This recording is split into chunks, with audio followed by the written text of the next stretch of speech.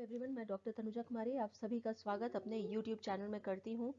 आज मैं शारलेमा के राज्याभिषेक के संदर्भ में इस बात पर चर्चा करूंगी कि राज्याभिषेक की घटना की वैधता कहाँ तक सही रही थी तथा शारलेमा के राज्याभिषेक की क्या आलोचनाएं रही हैं। साथ ही साथ मैं इस बात पर भी चर्चा करूंगी कि शारलेमा के राज्याभिषेक की घटना क्या पूर्व नियोजित रही थी। मध्यकालीन यूरोपीय इतिहास में शारलेमा का राज्याभिषेक एक महत्वपूर्ण घटनाक्रम रहा है, जिसने राजा के पद पर किसी व्यक्ति के बैठने की ऐतिहासिक परंपरा के संदर्भ में एक नई विचारधारा को प्रारंभ कर दिया था, जिसके कारण उस समय से लेकर वर्तमान समय तक इतिहास प्रेमियों और इतिहासकारों में इस बात को लेकर चर्चा विद्यमान रही है कि क्या शारलेमा का राज्याभिषेक वैध था या नहीं। आगे मैं विस्तार से शारलेमा के राज्याभिषेक की वैधता, इसकी आलोचना तथा क्या राज्याभिषेक पूर्व निर्धारित था, इस पर चर्चा करूंगी। यदि हम शारलेमा के राज्याभिषेक की वैधता के संदर्भ में बात करते हैं तो यहाँ पे सर्वप्रथम हमें पोप लियो तृतीय के अधिकार के विषय में बात करनी होगी। शारलेमा के राज्याभिषेक की वैधता के संदर्भ में जो सबसे महत्वपूर्ण तथ्य उभर कर हमारे समक्ष आता है वह यह है कि क्या पोप लियो तृतीय को शारलेमा को राजमुकुट पहनाकर उसका राज्याभिषेक करने का अधिकार था या नहीं। इस संदर्भ में अधिकांश इतिहासकारों का यह मत है कि पोप लियो तृतीय को राज्याभिषेक का अधिकार नहीं था और यही कारण है कि उसने राज्याभिषेक की घटना को अंजाम देते हुए उपस्थित लोगों से यह कहा कि केवल संबंध बनाए रखने के लिए तथा मिलने जुलने के लिए ही उसे यह राजमुकुट दिया गया है। पोप लियो तृतीय का यह वक्तव्य ही शारलेमा के राज्याभिषेक की वैधता पर प्रश्न चिन्ह लगा देता है। आगे जब हम यहाँ पे शारलेमा के राज्याभिषेक की वैधता से रिलेटेड और अधिक बात करते हैं तो हमें यहाँ पे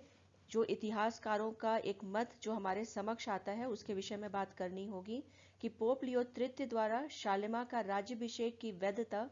इसलिए भी सही प्रतीत नहीं होती है क्योंकि राजमुकुट पर पोप लियो तृतीय का व्यक्तिगत अधिकार नहीं था, बल्कि राजमुकुट प्राचीन समय से राज्य और राज्य के नागरिकों का प्रतिनिधित्व करने वाली संपत्ति की श्रेणी में शामिल रहा था। शारलेमा के राज्याभिषेक की वैधता में यदि हम इसके विषय में और अधिक बात करें तो सीनेट का जो समर्थन है वह भी इसे प्राप्त नहीं था। शारलेमा के राज्याभिषेक की वैधता के संदर्भ में सबसे महत्वपूर्ण तथ्य यह है कि पोप लियो तृतीय के द्वारा शारलेमा के राज्याभिषेक के लिए ना तो सीनेट में कोई प्रस्ताव रखा गया था और ना ही सीनेट द्वारा ऐसा कोई प्रस्ताव पारित किया गया था। आगे यहाँ पे यदि और चर्चा की जाए शारलेमा के राज्याभिषेक की वैधता से रिलेटेड तो हम ये देखते हैं कि शारलेमा के राज्याभिषेक की वैधता के संदर्भ में इतिहासकारों का एक मत यह भी रहा है कि उस समय शारलेमा राजमुकुट के लिए सबसे उपयुक्त व्यक्ति रहा था और इस आधार पर उसके राज्याभिषेक को हम वैध स्वीकार कर सकते हैं। नेक्स्ट यहाँ पे यदि सेंट पीटर्स चर्च का उत्तराधिकारी से रिलेटेड यदि यहाँ बात की जाए शारलेमा के राज्याभिषेक की वैधता के संदर्भ में एक महत्वपूर्ण तथ्य यह है कि पोप लियो तृतीय सेंट पीटर चर्च का उत्तराधिकारी था तथा उसे यह धार्मिक अधिकार था कि वह पूर्वी रोमन सम्राट की जगह पश्चिमी रोमन सम्राट शारलेमा का राज्याभिषेक कर दे। जनसाधारण के समर्थन के विषय में यदि बात की जाए तो हम यह देखते हैं कि शारलेमा के राज्याभिषेक की वैधता के संदर्भ में यह भी तर्क दिया जाता है कि राज्य के संदर्भ में जनता सबसे महत्वपूर्ण रही है और शारलेमा को जनसाधारण का समर्थन प्राप्त था और यही कारण था कि उसके राज्याभिषेक के समय चर्च में उपस्थित नागरिकों के द्वारा करतल ध्वनि से इस राज्याभिषेक का स्वागत किया गया था। शारलेमा का राज्याभिषेक एक क्रांतिकारी घटना रहा था। शारलेमा के राज्याभिषेक को उस समय के राजनीतिक समीकरण में एक क्रांतिकारी घटना की तरह देखा जाता है। वास्तव में यह एक क्रांतिकारी घटना रही थी, लेकिन सिर्फ इस कारण से राज्याभिषेक की वैधता प्रमाणित नहीं होती है। शारलेमा के राज्याभिषेक की वैधता के संदर्भ में इतिहासकार ब्राइस ने अपने विचारों को प्रकट करते हुए यह स्पष्ट कर दिया है कि उस समय की राजनीतिक स्थिति में ईसाई जगत के हितों की रक्षा के लिए पोप के द्वारा अपने आध्यात्मिक अधिकारों के आधार पर शालिमा का राज्याभिषेक किया गया और इसलिए इसकी वैधता पर प्रश्न उठाना उचित नहीं है। नेक्स्ट यहाँ पे यदि रोम की परंपरा से रिलेटेड या संदर्भ में बात की जाए तो यहाँ पे हमें कुछ इतिहासकारों का जो मत रहा है उसके विषय में यहाँ पे बात करनी होगी। कुछ इतिहासकारों का यह मानना है कि शालिमा के राज्याभिषेक की वैधता इसलिए भी सही नहीं है क्योंकि रोम में जनसाधारण को सम्राट चुनने का अधिकार नहीं था, सिर्फ उन्हें पोप को चुनने का अधिकार प्राप्त रहा था। और अधिक यहाँ पे यदि बात की जाए शालिमा के राज्याभिषेक की वैधता को लेकर के तो यहाँ पे ये कहा जा सकता है कि शालिमा के राज्याभिषेक की वैधता के संदर्भ में एक तर्क दिया जाता है कि शालिमा के द्वारा राजमुकुट प्राप्त करने के लिए किसी भी प्रकार से शक्ति का प्रयोग नहीं किया गया था, बल्कि उसे राजमुकुट पोप लियो तृतीय के द्वारा स्वेच्छा से प्रदान किया गया था। शालिमा के राज्याभिषेक के संदर्भ में यह भी तर्क दिया जाता है कि शालिमा ने अपने विजय अभियान की सफलता से यह स्पष्ट कर दिया था कि राजमुकुट पर सिर्फ उसी का अधिकार है और इसलिए शालिमा के राज्याभिषेक की वैधता को स्वीकार किया जाना चाहिए। नेक्स्ट यहाँ पे यदि राज्याभिषेक की कार्यवाही के संदर्भ में हम बात करें तो यहाँ पे हम ये देखते हैं कि कुछ इतिहासकारों का यह मत है कि शालिमा के राज्याभिषेक की वैधता पर इसलिए भी प्रश्न चिन्ह नहीं लग सकता है क्योंकि राज्याभिषेक की कार्यवाही परंपराओं के विरुद्ध एक जल्दबाजी में उठाया गया घटनाक्रम रहा था। अब यहाँ पे जो सबसे बड़ा सवाल हमारे समक्ष आता है शालिमा के राज्याभिषेक की वैधता को लेकर के कि क्या ये पूर्व नियोजित था या नहीं, और इसके विषय में यदि और हम बात करें तो हम ये देखते हैं कि शालिमा के राज्याभिषेक की वैधता के संदर्भ में यह भी तर्क दिया जाता है कि यह राज्याभिषेक एक पूर्व नियोजित व्यक्तिगत स्वार्थों से निहित घटनाक्रम रहा था, जिससे कि इसकी वैधता पर एक प्रश्न चिन्ह खड़ा हो जाता है। इस प्रकार हम ये कह सकते हैं कि इतिहासकारों में शालिमा के राज्याभिषेक की वैधता को लेकर कोई एक मत कायम नहीं हो सका है और यही कारण है कि ब्राइस महोदय ने कहा है कि रोमनों ने नहीं, उनकी करतल ध्वनि ने राजा का चुनाव किया। उन्होंने पोप द्वारा रखे गए प्रस्ताव को ईश्वर की विधि के नाम पर स्वीकार कर लिया। यह सारी कार्यवाही वैध नहीं मानी जा सकती है। शालिमा के राज्याभिषेक को लेकर के और उसका जो राज्याभिषेक का घटना रहा था उसके रिलेटेड हम देखते हैं कि इतिहासकारों के मध्य ये एक आलोचना का विषय भी रहा है। और इससे रिलेटेड जब हम गठबंधन की उपस्थिति के विषय में बात करें तो हम यह देखते हैं कि इतिहासकारों का यह मत है कि शालिमा का राज्याभिषेक किसी पवित्र रोम साम्राज्य की स्थापना के लिए नहीं किया गया था, बल्कि फ्रैंक तथा चर्च के व्यक्तिगत स्वार्थों के लिए एक गठबंधन के रूप में किया गया था। आगे यहाँ पे अभी यदि हम राज्याभिषेक की कार्यवाही के विषय में बात करें तो हमें यह जानकारी मिलती है कि शालिमा के राज्याभिषेक की आलोचना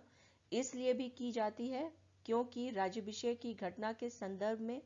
न तो पोप लियो तृतीय के द्वारा शालिमा को कुछ जानकारी दी गई थी और न ही उससे परामर्श लिया गया था, बल्कि एक आकस्मिक घटना के रूप में इस राज्याभिषेक को अंजाम दिया गया था। शालिमा के राज्याभिषेक के संदर्भ में इतिहासकारों का एक मत यह भी है कि राज्याभिषेक की आलोचना इसलिए भी की जानी चाहिए क्योंकि शालिमा इस घटना से प्रसन्न नहीं था और यही कारण है कि उसने राज्याभिषेक की घटना को एक आश्चर्य बताया था। शालिमा के राज्याभिषेक की घटना की आलोचना के विषय में यदि हम और अधिक बात करें तो यहाँ पे हमारे समक्ष जो एक तथ्य आता है कि ये राज्याभिषेक पूर्व नियोजित था या नहीं था, और इसके विषय में यदि और अधिक बात की जाए तो हम ये देखते हैं कि शालिमा के राज्याभिषेक की आलोचना कुछ इतिहासकारों द्वारा इसलिए भी की जाती है कि राज्याभिषेक की घटना शालिमा के महत्वाकांक्षा और पोप से उसके सामंजस्य के कारण एक पूर्व नियोजित घटनाक्रम था, जिससे इस राज्याभिषेक को जनसाधारण पर थोप दिया गया था। शालिमा के राज्याभिषेक की आलोचना इसलिए भी की जाती है क्योंकि राज्याभिषेक जैसे महत्वपूर्ण घटना के लिए ना तो सीनेट में कोई प्रस्ताव लाया गया था और ना ही सीनेट से इस पर कोई सहमति ली गई थी। शालिमा के राज्याभिषेक की आलोचना इसलिए भी की जाती है क्योंकि इस राज्याभिषेक में पोप लियो तृतीय और शालिमा के व्यक्तिगत स्वार्थ निहित रहे थे। राज्याभिषेक की घटना के विषय में जब हम और बात करते हैं और इससे रिलेटेड क्या जो है किस आधार पर इसकी आलोचना की जाती है, तो यहाँ पे ये देखा जा सकता है कि इसमें परंपरा का निर्वाह नहीं किया गया है, ऐसा भी इतिहासकारों का एक मत हमारे समक्ष आता है। शालिमा के राज्याभिषेक की आलोचना इसलिए भी की जाती है क्योंकि शालिमा के राज्याभिषेक में राज्याभिषेक से संबंधित सदियों से चली आ रही परंपरा का अनुसरण नहीं किया गया था। शालिमा के राज्याभिषेक की आलोचना अधिकांश इतिहासकारों द्वारा इसलिए भी की जाती है क्योंकि पोप लियो तृतीय द्वारा शालिमा का राज्याभिषेक की वैधता पर आज भी प्रश्न चिन्ह लगा हुआ है। नेक्स्ट यहाँ पे यदि बात की जाए कि क्या शालिमा का राज्याभिषेक पूर्व नियोजित था, तो यहाँ पे ये कहा जा सकता है कि मध्ययुगीन यूरोपीय इतिहास के सर्वाधिक महत्वपूर्ण घटनाक्रमों में से एक शालिमा का राज्याभिषेक के संदर्भ में एक महत्वपूर्ण वाद विवाद का विषय इतिहासकारों के मध्य इस बात को लेकर रहा है कि क्या शालिमा का राज्याभिषेक पूर्व नियोजित था। इस संदर्भ में हम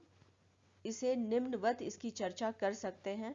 फर्स्ट यहाँ पे यदि बात की जाए शालिमा की महत्वाकांक्षा के विषय में, तो हम यह देखते हैं कि शालिमा एक महत्वाकांक्षी व्यक्ति था और वह एक सम्राट के रूप में न सिर्फ राज्य पर बल्कि चर्च पर भी अपना अधिकार कायम करना चाहता था और इसलिए उसके द्वारा राज्याभिषेक के लिए एक पूर्व नियोजित योजना पोप लियो तृतीय की सहायता से बनाई गई थी। नेक्स्ट यहाँ पे यदि पोप लियो तृतीय के विषय में बात की जाए, तो यहाँ पे ये कहा जा सकता है कि शालिमा के राज्याभिषेक की घटना पूर्व नियोजित रही थी। इसके समर्थन में इतिहासकारों का यह मत रहा है कि शालिमा राजमुकुट का सर्वश्रेष्ठ उत्तराधिकारी है, ऐसा पोप लियो तृतीय का व्यक्तिगत विश्वास और विचार रहा था। शालिमा का राज्याभिषेक पूर्व नियोजित था या नहीं, यदि इसके विषय में हम बात करें तो हमें रानी इरेने की मृत्यु के विषय में भी यहाँ बात करनी होगी। शालिमा का राज्याभिषेक एक पूर्व नियोजित घटनाक्रम रहा था। इस संदर्भ में इतिहासकारों के द्वारा यह तर्क दिया जाता है कि शालिमा पश्चिम पर भी अपना अधिकार कायम करना चाहता था और यही कारण था कि वह रानी इरेने से विवाह के लिए तत्पर रहा था, किंतु इरेने की मौत हो जाने के पश्चात राज्याभिषेक ही एकमात्र विकल्प उसके समक्ष रह गया था। नेक्स्ट यहाँ पे यदि हम साम्राज्यवादी दृष्टिकोण के विषय में बात करें, तो हमें यह जानकारी मिलती है कि इतिहासकारों का यह मत रहा है कि शालिमा एक विस्तृत साम्राज्य को स्थापित करने की इच्छा रखता था और इसके लिए राज्याभिषेक का होना आवश्यक था और इसलिए राज्याभिषेक को एक पूर्व नियोजित घटनाक्रम के रूप में अंजाम तक पहुंचाया गया था। नेक्स्ट यहाँ पे यदि हम एल्क्वीन के विषय में बात करें, तो हमें यह जानकारी मिलती है कि शालिमा का राज्याभिषेक एक पूर्व निर्धारित घटना रही थी। इस संदर्भ में हम उसके मित्र अल्क्वीन के धार्मिक ग्रंथ की चर्चा कर सकते हैं, जिस पर एड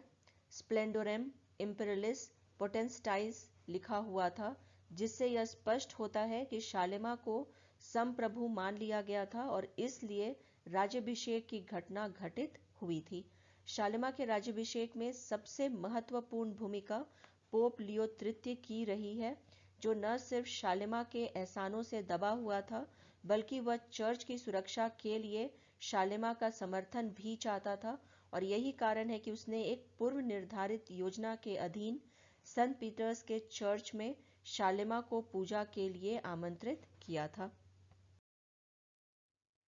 नेक्स्ट यहाँ पे यदि और बात की जाए शालिमा के राज्याभिषेक के विषय में कि ये पूर्व नियोजित था या नहीं, तो यहाँ पे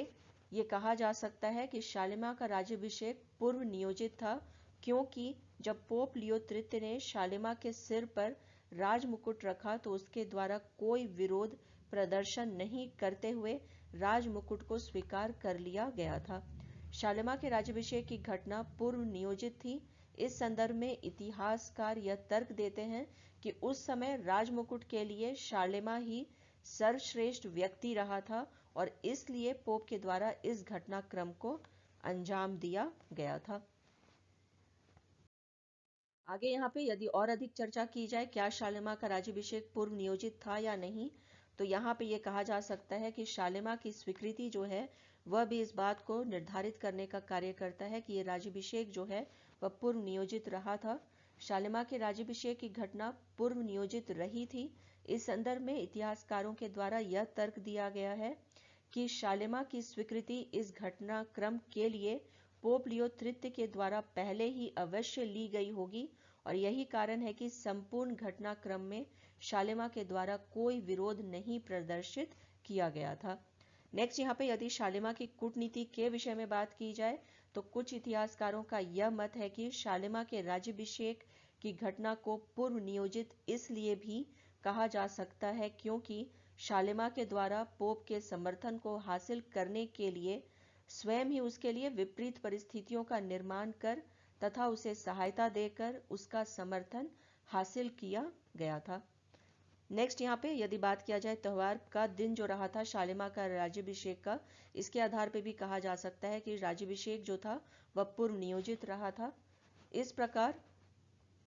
हम देखते हैं कि शालिमा का राज्याभिषेक एक अचानक घटित घटना न होकर एक पूर्व नियोजित घटनाक्रम रहा था, ऐसा उपरोक्त तथ्यों के आलोक में प्रतीत होता है। राज्याभिषेक की घटना पूर्व नियोजित रही थी, यह अचानक घटित हुई थी। इस संदर्भ में निश्चित रूप से कुछ नहीं कहा जा सकता है, किंतु इतना तो अवश्य है कि इतने महत्वपूर्ण घटनाक्रम के लिए कोई न कोई पूर्व निर्धारित योजना का निर्माण किया गया होगा या इस पर विचार विमर्श किया गया होगा। इसी के साथ मैं अपने आज के इस चर्चा को यहीं पे विराम देती हूँ। यदि आप लोगों को मेरे ये वीडियो शालिमा के कोरोनेशन से रिलेटेड पसंद आया हो तो प्लीज़ इसे लाइक करें तथा मेरे YouTube चैनल को सब्सक्राइब करें। Thank you. Stay connected.